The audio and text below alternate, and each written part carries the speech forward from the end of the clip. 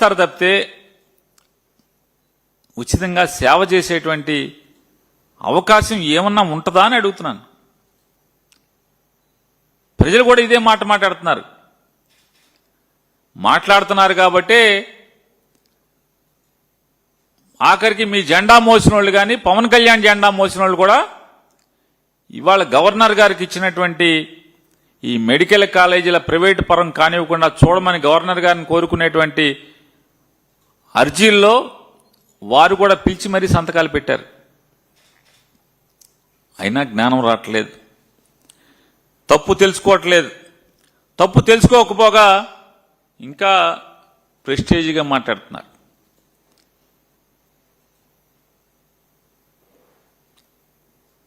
ఇవాళ ప్రజలు కోరుకునేది ఏంటి?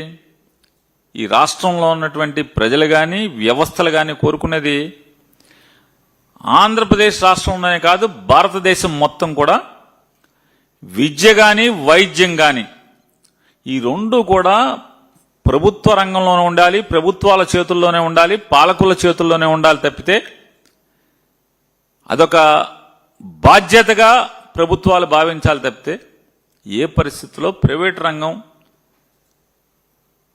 దాన్ని ఆ కబంధ హస్తాల్లోకి వెళ్ళిపోతే ప్రజలు సర్వనాశనం అవటం అనేది కూడా ఆ జ్ఞానం లేకపోవటం ఎంత దురదృష్టం ఈ రాష్ట్రానికి. ఇవాళ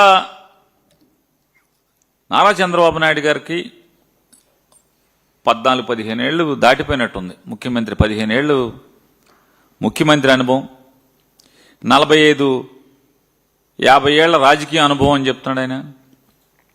75 ఏళ్ల వయసు ఒంటి మీదకి వచ్చింది చంద్రబాబు నాయుడు గారికి. ఇవాళ ఆయనకి సామాన్యుల పట్ల కానీ పేదల పట్ల కానీ ఆయన ఆలోచన విధానం మాత్రం మారట్లేదు. ఎన్టీ రామారావు గారిని కూలదోసి ఆ కుర్చీ లాక్కున్న దగ్గర నుంచి కూడా ఈ రోజు దాకా కూడా సామాన్యుల పట్ల పేదల పట్ల చంద్రబాబు నాయుడు గారి యొక్క దృక్పథం మారట్లేదు.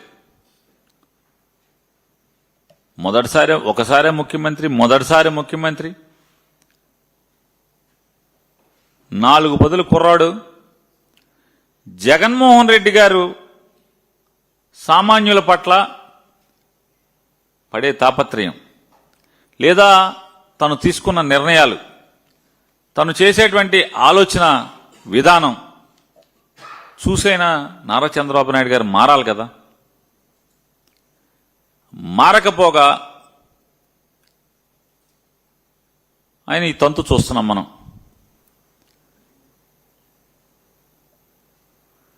పేద మధ్యతరగతి వర్గాల యొక్క ఆరోగ్యాన్ని, చదువుల్ని జగన్మోహన్ రెడ్డి గారు బాధ్యతగా తీసుకుని స్కూళ్లని మార్చి చూపించటం, పిల్లలకి ఆంగ్ల విద్యని నేర్పించి తద్వారా ఆంగ్లంలో పాఠాలు చెప్పి వారి నైపుణ్యాన్ని పెంచేదానికి ఆయన కృషి చేసేదే. ఇవాళ నారా చంద్రబాబు నాయుడు గారు జగన్మోహన్ రెడ్డి గారి తర్వాత ఆ పదవిలోకి వచ్చి జగన్ గారు చేసినటువంటి కృషి లేదా ఆయన ఏర్పాటు చేసినటువంటి ప్రజల సంపదని ఏమైపోయింది అంటే ఇవాళ ఈయనగాచి నక్కల పాలైపోయినటువంటి పరిస్థితుల్లో వాళ్ళ చంద్రబాబు నాయుడు గారు స్కూళ్ళని గాలికి వదలటం, స్కూళ్లలో ఇంగ్లీష్ విద్యను తీసేయటం, సాంకేతికంగా వాళ్ళని నైపుణ్యవంతులను చేయాల్సినటువంటి ట్యాబ్లు ఇచ్చే కార్యక్రమాన్ని ఆపేయటం, ఆఖరికి బ్యాగుల మీద కూడా కక్కుర్తి, స్కూల్ పిల్లల పుస్తకాలు మోసే బ్యాగుల మీద కూడా కక్కుర్తి. ఆ బ్యాగులన్నీ కూడా పట్టుమని 3 నెలలు కూడా అంటే 100 రోజులు కూడా బ్యాగ్ మోసే పరిస్థితి లేకుండా చిరిగిపోతున్నటువంటి పరిస్థితి, అతుకులు బొంతలు వేసుకోవాల్సిన పరిస్థితి. ఇవాళ విద్యా వైద్యం జగన్మోహన్ రెడ్డి గారి ప్రభుత్వం బాధ్యతగా భుజాలకెత్తుకుంటే నారా చంద్రబాబు నాయుడు గారు నాకు సంబంధం లేదు, ఎవడి తిప్పలాడి పడాల్సిందే అని చెప్పని చంద్రబాబు నాయుడు గారు ఇవాళ మాట్లాడుతున్నారు. ఇవాళ ఆయన ఏలుబడి చూస్తుంటే మనకి మాట మాటికి రోజు ఒకటి చెప్తాడు, అయితే 3 పీలు లేకపోతే 4 పీలు, పీపీపీ అంటాడు, లేకపోతే పీపీపీపీ అంటాడు, P4 అంట. ఈ పీపీపీలో కానీ P4లో కానీ ఈ రాష్ట్రంలో బాగుపడినోడు ఎవడన్నా ఉన్నాడా? చంద్రబాబు నాయుడు గారు, ఆయన కొడుకు పవన్ కళ్యాణ్ గారు తప్పితే, లేదా తెలుగుదేశం వాళ్ళు ఎవడన్నా బాగుపడ్డాడేమో కానీ ఒకటి అదే, అది కూడా తెలుగుదేశం వాళ్ళు కూడా గ్రామాల్లో ఏడుస్తున్న పరిస్థితి.